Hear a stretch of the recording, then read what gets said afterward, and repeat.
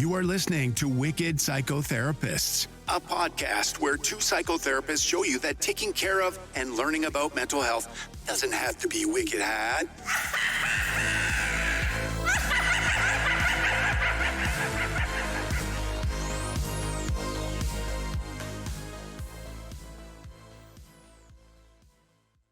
Hi, everyone. Today we are coming up on spooky season and we are discussing some fun stuff that we thought would be in the spirit of the fall season and, of course, Halloween. So we decided to talk about today's topic. So what are we going to talk about? So as you know, we both love Halloween, and we decided to talk about The Nightmare Before Christmas. And we thought it would be a fun movie to explore some lighthearted discussion of the psychological elements within the movie. What do you think? Yeah, I think that's got a lot of stuff that we can dive into. So let's get into it. Okay. Well, before I do, I just wanted to put out there, and I think this is pretty obvious, and I'll state it. We're speaking from a hypothetical perspective. We're obviously not diagnosing characters that don't exist and are actually supposed to be dead and are actually just like kind of cartoonish characters. We're just trying to have some fun with this. Mm-hmm. The first point, we broke it down by looking at different themes, psychological themes, and talking about the character. The first thing that we decided to talk about was the feeling of emptiness, loneliness. From Sally's point of view, the loneliness. From Jack's point of view, the emptiness of wanting something different. And you had a really interesting perspective on that. Could you tell us a little bit about that with Jack? Sure. Yes, we were talking earlier about how Jack, with Halloween just ended. He was having this big parade. It was all about him. Literally, people were lifting him on his shoulders. He's the greatest thing ever. As soon as it's over, he's, wait a minute. Who am I? What am I doing? What is my purpose? Having a big identity crisis, and he's having a midlife crisis as It's and considering that he's having we're having a major case of the giggles today. We can't get over this. because it's really hard in a straight face say that Jack is having a midlife crisis. I just keep picturing him like he popped his head off. Because if we are really thinking about Jack, he's dead. He's very dead. But in all of his death and all of his ruling and whatever he is questioning who he is. So that is one of the points we were thinking. Yeah, for sure. It's like he kind of feels like he conquered being the Pumpkin King, right? He's reached the penultimate of his career or his identity, his being, and he's trying to kind of say, okay, like I'm kind of bored with that because I know every year I'm the Pumpkin King, I'm the leader, I'm the best, So he's like, what's the challenge here, right? Which is a lot of people face that with identity crises or with saying like, hey, maybe I need to move on into a new phase in my life kind of thing. Right. He does this whole like song and dance, right? And he's like, I don't know. People don't understand. I have empty tears and, all this other stuff. And the same side is for kind of different reasons. Sally is also facing her own feelings of finding her identity because she was created by Dr. Finkelstein. I think they maybe call him Dr. Fink, but the doctor. And he makes it very clear that he created her, that he's there for her, his creation. She's his creation. And it very much is, she gets very restless. She tries to escape. She even poisons him to escape because she really wants to go and find out who she is. Kind of say like, what is my identity according to me? Because I know how I am defined by the doctor, but what dynamics does that kind of remind you of? Like in terms of psychological sort of. Sally definitely has low self-esteem, low self-worth. But as I watched it, it was hard to see that as much because, yes, she did have a lot of self-esteem issues, but I wonder if it's also because Dr. Fink or Finkelstein is very much like an abuser, very domineering to her. Yeah, I definitely see that dynamic. That's what it reminded me of too, like kind of a domestic violence situation, like you're nothing without me kind of thing. I also thought of a, kind of maybe parent-child dynamic of like, I define you, don't go outside of these parameters. I stitched you, like literally stitched you together and made you, created you. Right.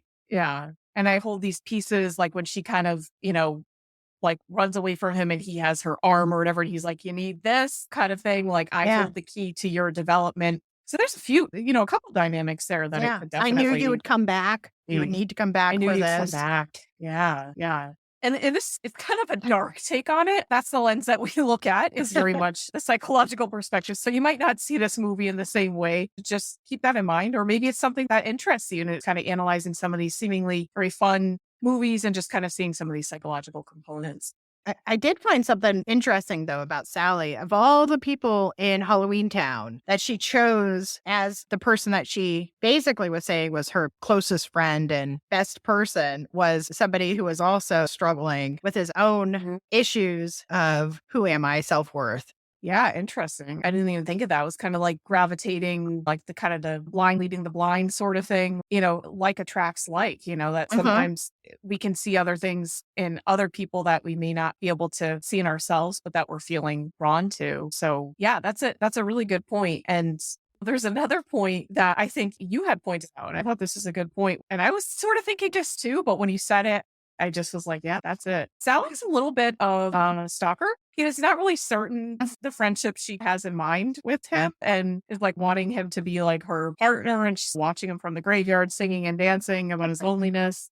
Right. That's just kind of like a nice little like, oh, I long for that too. And he can kind of do that. But it could come off in psychological terms. It could come off as being a little stalkery. Because I don't know. And it could also be if she was raised in a family unit, if we call Dr. Finkelstein, whatever, I'm butchering his name, or parent or whatever it is, in that she never really had the ability to have relationships or foster friendships. She did not know what they looked like or how to have them. Yeah. Yeah, that's a really good point. Like she certainly didn't have a model for healthy relationships, but she definitely didn't have really much model for like that type of social connection with like a friend or a boyfriend, certainly not a healthy one. And so, yeah, maybe that was just how like, okay, I'm just going to watch this because this fascinates me, Right. Maybe it's a little unfair of me to call her a stalker. Yeah, that's true. I do see the stalker. I do see the stalker-ness, whatever the term would be. The stalker vibes. Yes. I'd be nervous if she wanted to be my friend. Even though she turns out to be actually a pretty good friend. Yeah, she of most, I mean, we're not doing spoilers because it's 30 years old, but she does seem like she has higher morals and ethics than most of the people in Halloween Town. Which is pretty impressive considering her home life and everything. Yeah. Poor Sally. Yeah.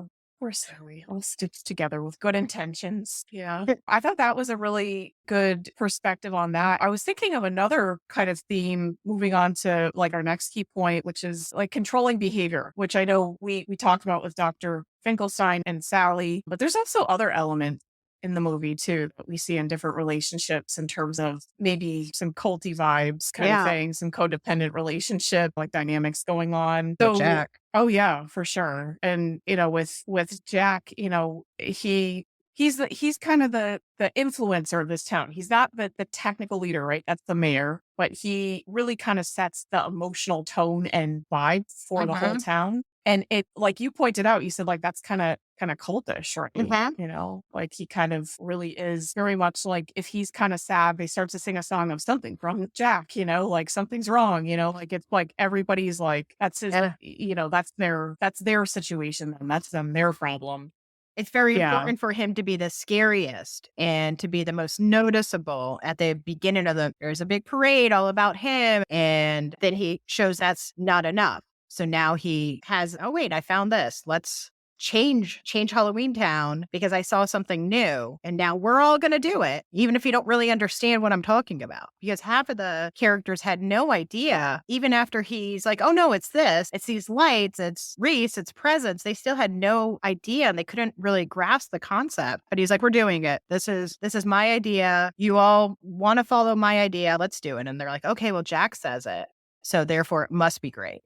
Yeah, it was very self-serving on his end, and they saw how excited he was and that like they kind of always took their cues from him. So it does have those cult vibes. It also has a very codependent relationship component because defining your identity, I also must see this as my identity mirror image back and forth. Like I need to rely on you to define me kind of thing. That was kind of the vibe that I got from that because when they started singing the song of like something's wrong with Jack, I was like, damn, like their whole lives are uprooted because Jack has a changing emotion, like that's pretty deep. Or when the mayor, I thought it was interesting when the mayor's like looking for Jack, he's knocking on the door, getting upset, his face is happy, sad, happy, stressed out. Then he's so upset he falls down the stairs because it's fun about that. Because Jack is gone. He's the mayor. And he even says to Jack at one point, I cannot make any decisions or I have no idea what to do. You need to lead me, Mm. in a sense.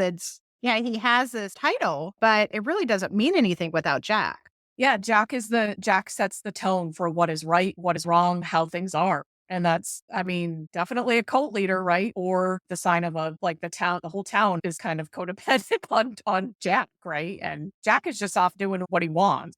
He's not really kind of, in that regard, he's not really depending on the town, but the town is very codependent of Jack. And I was wondering, with some of those themes, with codependency, cult vibes, do you ever experience, maybe not so much the cult type of stuff, I don't know, but with your own clients, do you ever experience kind of some of this language or kind of recognizing codependent patterns with some of your clients? Yes, very much with codependency. You hear it with relationships, whether it's coupling or codependent. Maybe they have a codependent relationship with their parent or a friend or a boss. I see that a lot too, where it's very difficult relationship, but then once you start breaking it down, it's a very codependent relationship.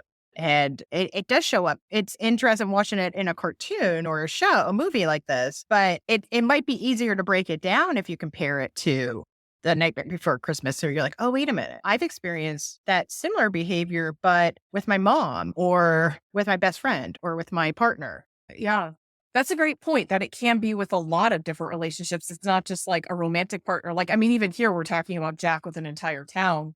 And that's really good, like to say, like, this could be a model of kind of recognition. I did want to actually just point out, I just realized some people may not know what codependency means. I know that it's kind of a term that gets thrown out there a lot, but when it becomes dysfunctional because you're too enmeshed and reliant upon, another person to define your feelings, who you are, your emotions, and people influence people. We're all social creatures. It's not to say that like, oh, if somebody is my best friend really likes this band and then I listen to them and I really like them, we're codependent. That's not the same thing, right? And this is very simplistic example, but, to say like, if my friend, hates this person, I have to, absolutely go in and, maybe hurt that person to show that I also feel that way as well. And to kind of prove that, that might be kind of some toxicity built in there, enmeshment that kind of goes a little too far, right? And you forget what your interests are. It's not only just shared, oh, wait, but we share interests, but it's losing your own identity in order to share the interests of the person. For instance, Jack, all of a sudden, a whole Halloween town is celebrating Christmas because they are so enmeshed with him. Yeah, he decided this is a great idea. And they're like, oh, okay. They immediately start to mobilize and say, well, let's start to make toys. And they make these creepy ass toys, and they're like, okay, let's, give a shrunken head or what was it, like a rat hat or something? Like they were like, this is an old rat. It makes a perfect hat kind of thing. Yeah. That looked like it killed someone. Yes. Oh my God. Yeah. Yeah. And I think that's kind of, a really important thing to recognize and to define, is that there's a difference between, we all influence each other in being people and being social creatures. It's in losing yourself and then becoming enmeshed and relying upon that with another person or group of people, whatever that may be, which is kind of the way a cult can work. We could do a whole different thing on cults, but a whole different show on that. Yeah. That's a really good way to define it, though, what you said with explaining enmeshment and codependency like that. We see that a lot with clients, or I've actually had quite a few clients come in and say, I know I have an issue with this. How do I undo this? How do I work through this? And a lot of the work I've noticed, I don't know if this is the same for you, but what I've noticed is trying to define to that person, what are their values? What is important for them in their identity? Yeah. Because there maybe has never been that exploration, or maybe they got lost somewhere along the way. And sometimes too, with relationships, when you have a partner, there is going to be some enmeshment and something that's going to look like we're partnering. And that can sometimes be confused as, oh, I'm so codependent with them. But you might not be, because a lot of times people are so quick to label everything. But not everything does need to have a label. Some things do need to be talked about a little bit more or explained a little bit differently too sometimes. Yeah. And I think what it comes down to, is this healthy or not? Because you're right. In like a marriage or a partnership, the very fact is, a lot of people are like, okay, in a marriage, technically it's like two becoming one, right? Like that's kind of the ideal. I'm not saying that's the way it is, and maybe that's how we view it anymore. And, I feel like sometimes married couples, they'll dress alike and they start to look alike. It's because they're spending all this time together. And eventually, if you like live with someone or are with someone, you're going to start to Mhm. become probably more similar, and if that's something that works for your marriage, then that's okay. But if Mhm. you're starting to say, oh, I really love, I don't know, I really love, sorry, I'm trying to think of Parasailing. something. Parasailing, sure, yeah. I love parasailing, and your partner is anti-parasailing and is very much for no reason other than they just don't really like it, not because of like a danger component or anything like that. And you just find yourself maybe never really parasailing or never considering that, even though that's something that really, really, lights up your soul and it's something that's really a part of you.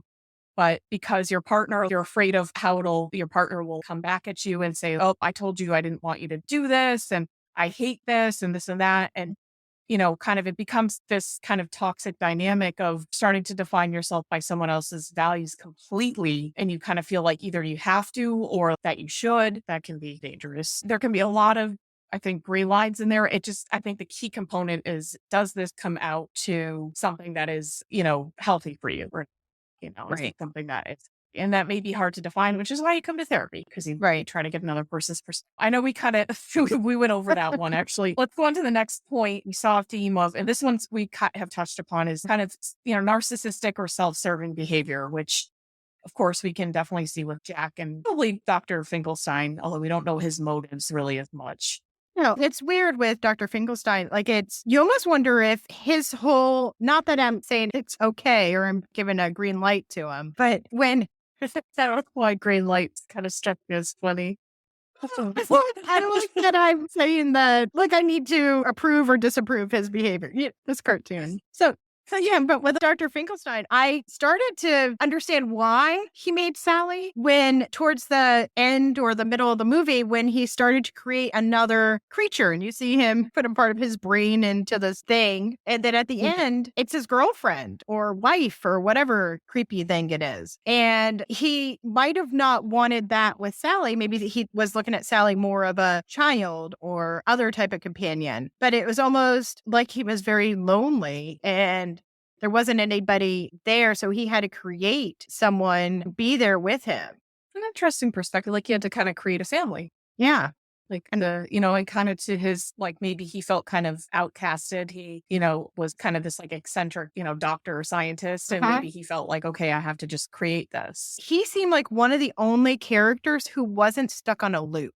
Everyone else was so, all right, we have 364 days left till Halloween. We have this, where he's just in his own little world in his laboratory, creating things, doing his own things, not obsessing about Halloween. Yeah, that's true. That's true. And he was kind of left to just kind of do that. And he was like his own devices. He was kind of just left to that. And it seemed like he was kind of more focused on this creation of probably, like you said, like his family, I think. So maybe he was kind of in his own sphere and maybe it was out of loneliness. That's an interesting perspective. I like that. So maybe that kind of makes me think twice about his character and in terms of how he behaved towards Sally, even like as maybe a possible like father figure. Not a very and tried nice to create father, that, but like locking her up and being like, but maybe he thought of that as safety, like in terms of she's going to get in trouble. yeah. And maybe But he was thinking of like, I don't want you hanging out with Jack. Jack is the scariest creature in all of Halloween Town. Why do you want him to be your boyfriend? That's true. That's definitely a very valid perspective, I think, and a good point. Yeah.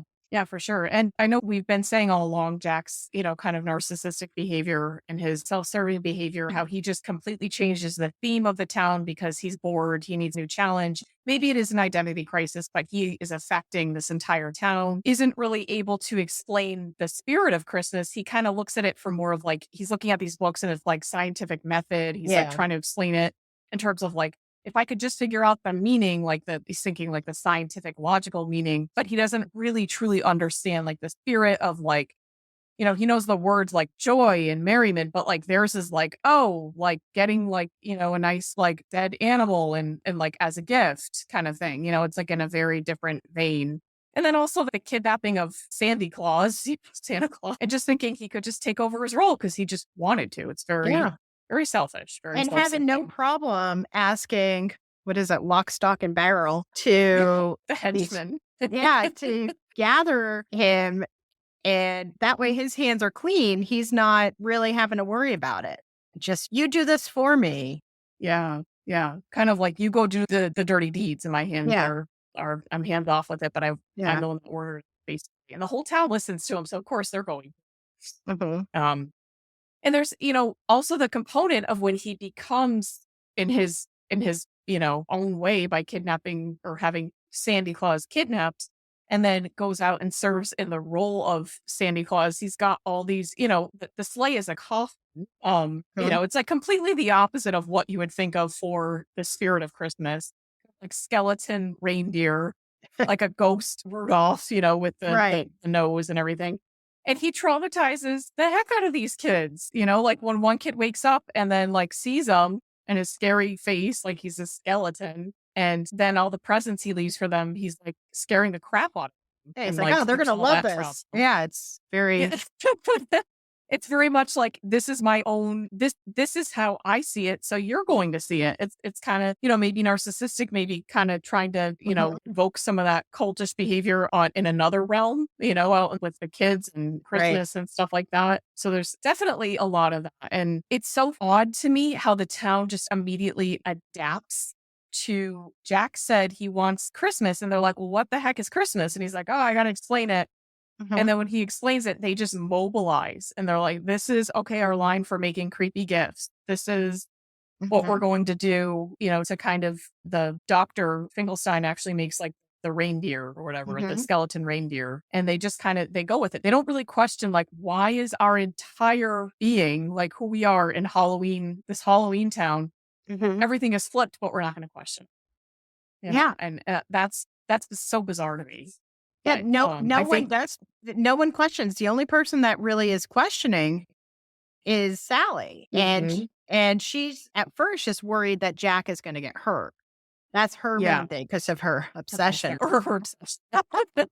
Yes, I mean, I guess that depends on how you look at it, yeah. Yeah, and she says like, "Oh, I have this vision." She's kind of got a very intuitive sense. She's tied in with like, "I Mhm. have vision." I had a vision of like an explosion, which she turns out to be True. right in that. And it's Sally, I think, who goes and is actually the hero of the story, the heroine, like she tries to go and rescue Sandy Claus because she sees like, oh, this is wrong. This is going to put things all out of place. And I know Jack ultimately kind of sees that and goes down Mm. there, but it's Sally who puts her life on the line. Yeah. She's about to be put into the fire pit too with Mhm. Sandy Claus. It's interesting because they're in this little pit with Oogie Boogie, and Jack does ultimately last ditch effort save the day, like at the last 5 seconds.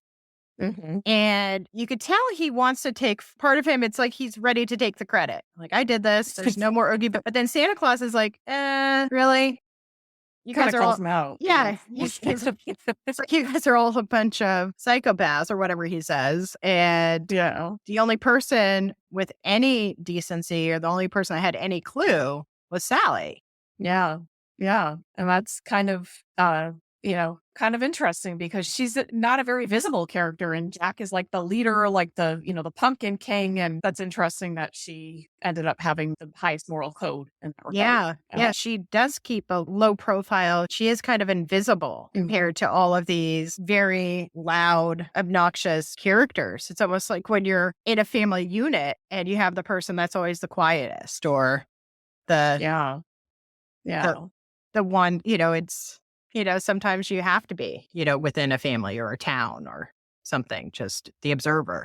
Yeah, to kind of point out the things that maybe are wrong or to kind of hold the moral values to a standard and to say, wait, I can speak up at this and say like what's right because I'm holding that world into me. I've Right. been watching it and observing, taking that in. But yeah, I mean, this was, I know we could go on about all of these like offshoots of all these topics and maybe we will in the future if you all are interested in us exploring any of these topics or maybe, doing a deeper dive into something in particular or a different movie, let us know. This is fun. We got to take a look at a spooky story and kind of, put a little mental health psychology twist. Yeah. Right. Interesting to look at it from that point of view. Yeah. And also, I think we got a lot of giggles and Yes, yes, we definitely did. We record on Mondays, and I don't know, maybe we're just not ready to start the week. But yeah, we certainly, I don't know if I'll make it to the final cut, but if so, Yeah, you'll see how hard it is for us to keep us. I'll probably keep I'll probably keep the giggles, some of the giggles then. It's needed. It's needed. Yeah, for sure. Well, we hope you enjoyed this. And let us know what you think. If you have any suggestions for other movies or shows, topics in general for the podcast. Yeah. And don't forget to follow us on Instagram. We're at Wicked Psychotherapist. Subscribe and write us a review. And it really helps us a lot. For sure. Yeah. And don't forget, stay wicked. And keep your mind well.